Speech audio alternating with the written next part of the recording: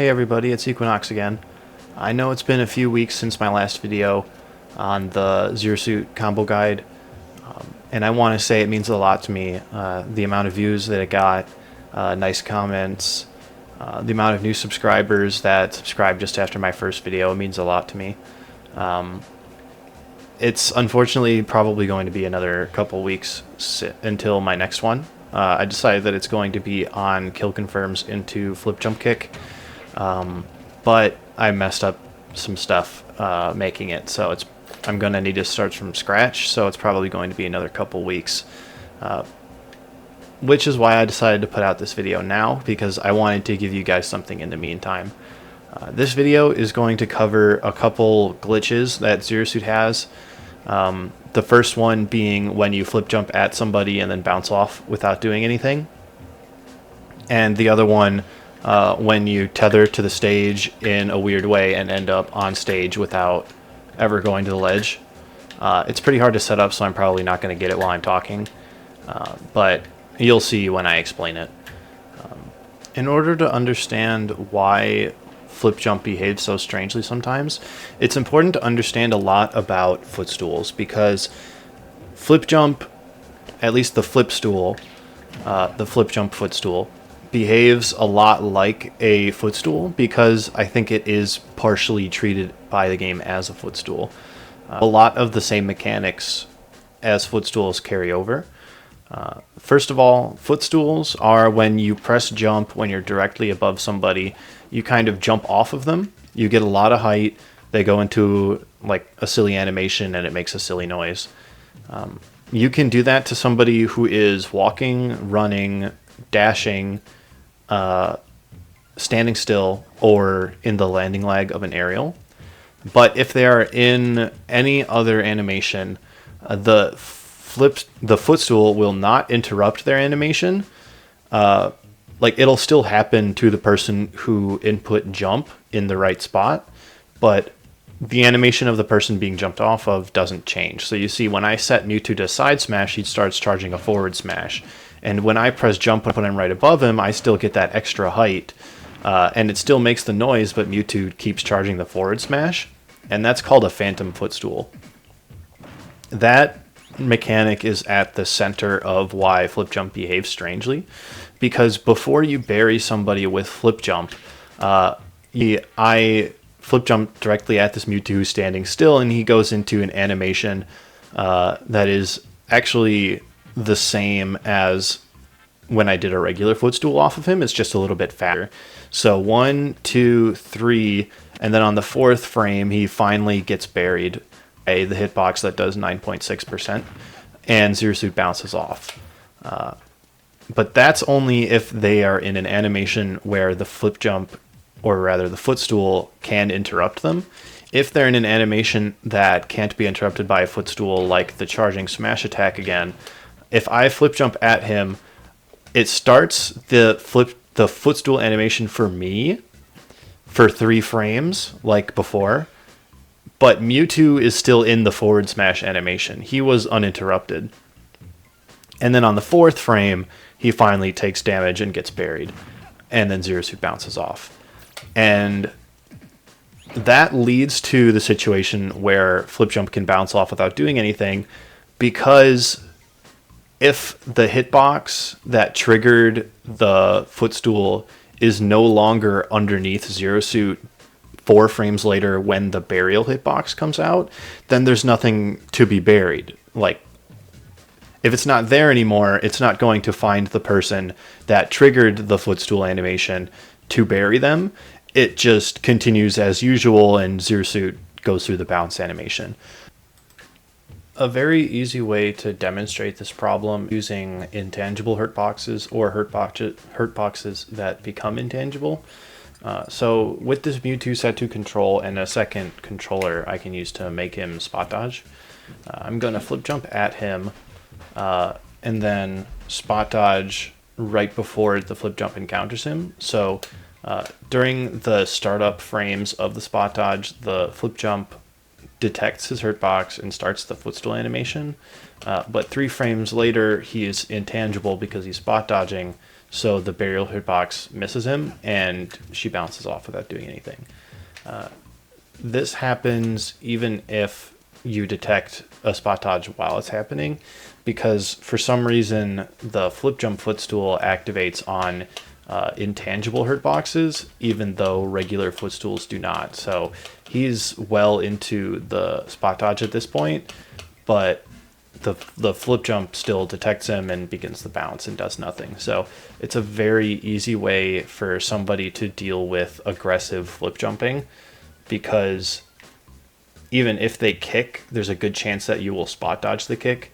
And as you just saw, the bounce just bounces off of it anyway. So usually you'll be able to spot dodge it and get a punish. And that's a big reason why she shouldn't be able to flip jump aggressively above like mid-level.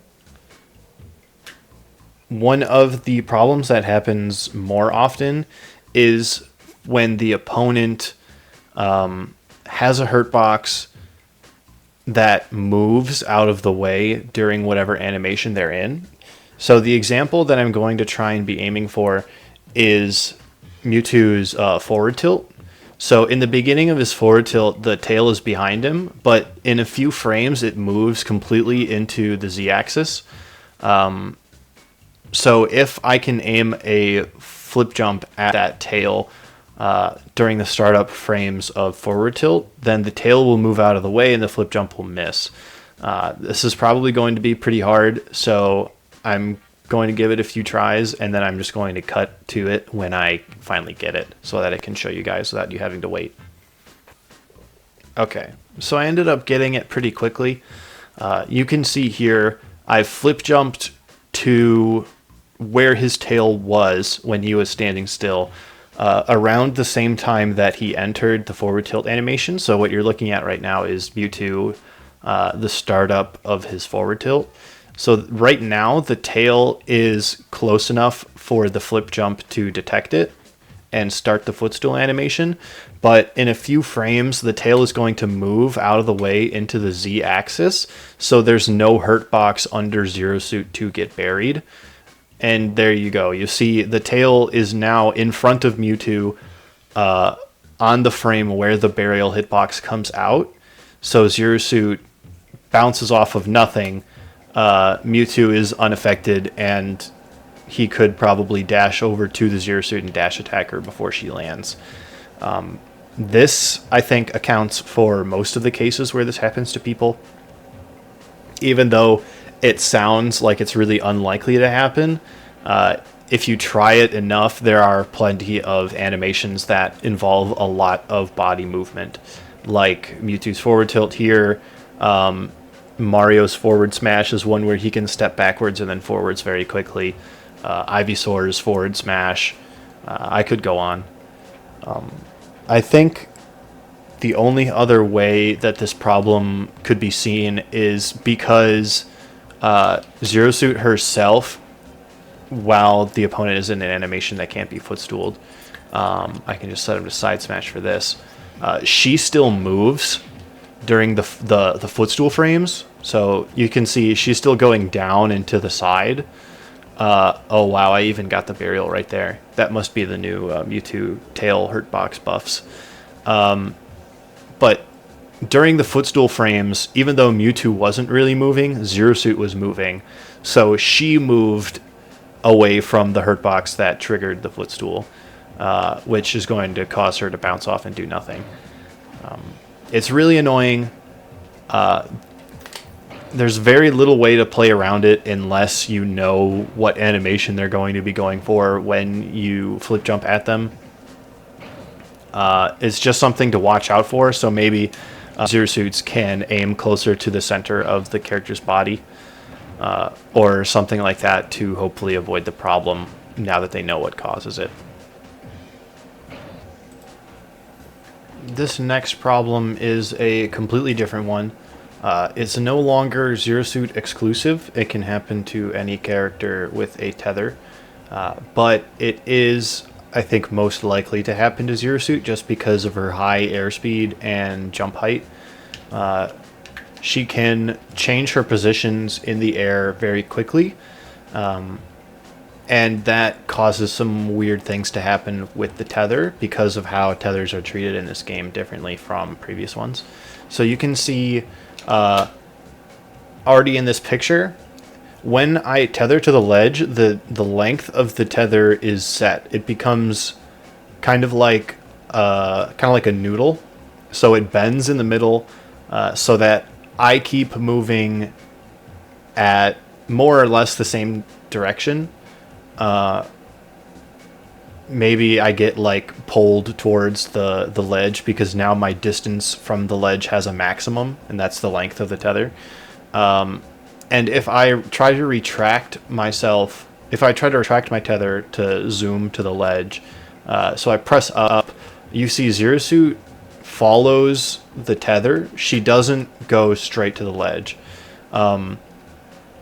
And the problem where you end up on stage suddenly from the tether without ever touching the ledge happens when the tether bends in a weird way that makes your body encounter the stage. So while you're following the length of the tether noodle, your body clips the stage, and then the game says, oh, you're on stage now, and puts you into an animation with a lot of lag.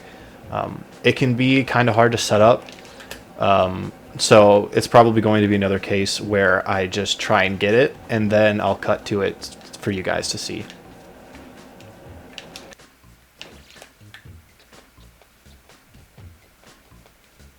Okay, there we go.